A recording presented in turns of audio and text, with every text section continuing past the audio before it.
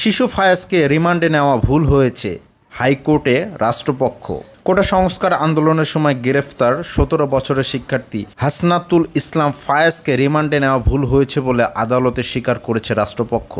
তাকে হাতে দড়ি বেঁধে আদালতে হাজির করায় শিশু আইনের ব্যত্যয় হয়েছে। এ ধরনের ভুল যেন না হয় সে বিষয়ে সরকার পদক্ষেপ নেবে। পাশাপাশি শিশু ফায়াজের রিমান্ড বাতিল করা হয়েছে এবং তাকে কিশোর উন্নয়ন কেন্দ্রে পাঠানো হয়েছে। রাষ্ট্রপক্ষ ভুল স্বীকার করায় আদালত এ বিষয়ে দায়ের করা রিট আবেদন উত্থাপিত হয়নি মর্মে খারিজ করে আদেশ দেন।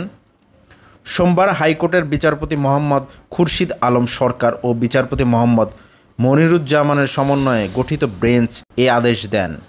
আইন লঙ্ঘন করে ফায়াজকে দড়ি বেঁধে পুলিশ ভ্যানে তোলা এবং রিমান্ডে নেওয়ার বিরুদ্ধে জনস্বার্থে দায়ের করা এক রিট আবেদনের শুনানি নিয়ে এ আদেশ দেন আদালত।